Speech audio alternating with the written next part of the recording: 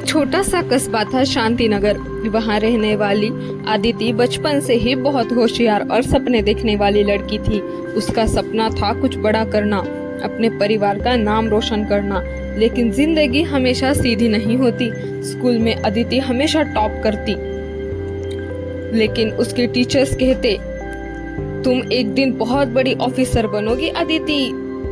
अदिति ने भी ठान लिया कि वो सरकारी नौकरी करेगी। उसने 12वीं के बाद प्रतियोगिता में भाग लेना अच्छा लगता था, इसलिए वो लेती भी थी। मगर खास करके 12वीं के बाद प्रतियोगी परीक्षाओं की तैयारी उसने शुरू कर दी। लेकिन जैसे जैसे समय बीतता गया, उसे समझ आने लगा कि ये रास्ता उतना आसान नहीं जितना उसने सोचा था। पहला एग्जाम उसने दिया, मगर उसमें वो फेल हो गई। दूसरा एग्जाम उसने दिया, मगर इसमें भी वो फेल हो गई। तीसरी बार उसने बहुत मेहनत की, बहुत पढ़ा लिखा, मगर फिर भी तीसरे एग्जाम में भी वो फेल ही हो गई। हर बार आदिति मेहनत करती, लेकिन सफलता उससे दूर रहती। रिश्तेदार बात बनाने लगे और उसे कहने लगे, हाँ, इतना पढ़कर भी कुछ नहीं हुआ तुझसे। अरे अगर इतना पढ़कर कुछ हो नहीं रहा तो इतना समय क्यों अपना बर्बाद कर रही हो? अब तो शादी कर दो इसकी, जल्दी से जल्दी इसके हाथ पीले कर दो। आखिरकार घर गृहस्थी में लगेगी तो कुछ ना कुछ तो होगा ही उसका। ऐसा बैठकर रहने से अच्छा है पढ़ाई में तो कुछ हो नहीं रहा, घर गृहस्थी तो संभाले। ये बातें आदिति को अंदर से तोड़ने लगी। ये बातें सुनकर उसे बहुत बुरा लगता था, मगर वो करती भी क्या। एक दिन अदिति बहुत उदास होकर छत पर बैठी थी। उसे लग रहा था कि शायद वो जिंदगी में कुछ नहीं कर पाएगी। तभी उसकी माँ उसके पास आई और बोली, बेटा, हर किसी का समय अलग होता है। अगर रास्ता बदलना पड़े तो उसमें कोई बुराई नहीं है।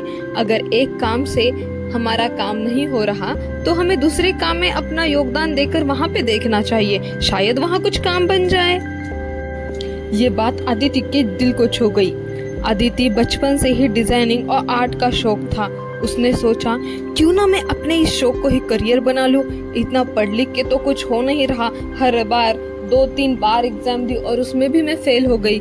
मगर मैं डिजाइनिंग बहुत अच्छी करती हूँ, मुझे आर्ट बनाना पसंद भी है। क्यों ना मैं इसी को अपना करियर बना लूं। शुरुआत में उसे डर लग रहा था कि लोग क्या कहेंगे, लेकिन इस बार उसने दूसरों को नहीं, अपने दिल की सुनी। उसने सोचा, ऐसे भी तो लोग कह ही रहे हैं आते जाते हुए कि तूने किया ही क्या, पढ़ाई लिखना तो कुछ काम का नहीं है, तो इस बार क्यों मैं उनका सुनूं। इसलिए उसने इस बार अपने दिल की सुनी। उसने एक छोटा सा ऑनलाइन पेज शुरू किया, जहां वो अपने डिजाइनिंग शेयर करने लगी। धीरे धीरे लोगों को उसकी डिजाइन पसंद आने लगी, ऑर्डर्स आने लगे। फिर उसने एक छोटा सा स्टूडियो खोला। कुछ ही सालों में आदिति का नाम पूरे शहर में प्रसिद्ध हो गया। एक दिन वही लोग जो पहले उसे ताने देते थे, अब उसकी तारीफ कर रहे थे और बोल रहे थे कि आदिति, हमारे डिजाइनिंग भी तुम ही करना, तुम्हारा डिजाइनिंग और आर्ट तो इतना अच्छा है कि मानो क्या ही कहना। आदिति मुस्कुराकर बोली, हाँ, मैं थोड़ी देर से पहुंची, लेकिन सही जगह पहुंची। सच ही है, देर आए दुरुस्त आए।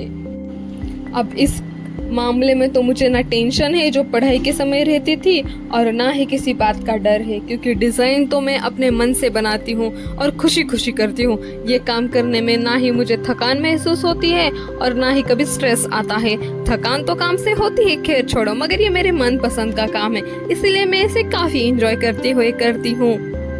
अगर मैंने उस दिन वो 4 लोग क्या कहेंगे ये परवाह की होती तो ये आज मैं इस जगह नहीं होती। और इसका सबसे बड़ा श्रेय मेरी माँ को ही जाता है, क्योंकि अगर वो मुझसे आकर बात न करती तो कभी मेरा मन नहीं बदलता और शायद आज भी मैं उसी प्रतियोगिता और परीक्षाओं में उलझी हुई रहती जिसमें कभी मेरा कुछ हो नहीं सकता था। हर किसी की सफलता का समय अलग होता है। अगर आप देर से भी सही रास्ता चुनते हो तो सफलता जरूर मिलती है। कभी कभी खुद को दूसरों से तुलना करके हार मत मानो, क्योंकि क्या पता जिस काम में दूसरे अच्छे हो तुम उस काम में ना हो, मगर तुम जिस काम में अच्छे हो उस काम में दूसरे लोग का जर्रा भी तुमसे मैच ना करता हो, वो तुमसे भी कम हो। इसलिए हर एक की अपनी रुचि और हर एक का अपना अंदाज होता है। हमें अपने उस अंदाज में ही काम करते रहना चाहिए, क्योंकि एक दिन सफलता हमें जरूर मिलती है अगर हम धैर्य और निष्ठा से उसी काम को करते रहे। तो ये थी हमारी कहानी, देर आए दुरुस्त आए। देर से ही क्यों ना हो, सही रास्ता चुनकर उस पर चलना ही सही मार्ग है और सही सफलता का रहस्य है। इसीलिए कहते हैं देर आए दुरुस्त आए। तो ये थी हमारी आज की कहानी।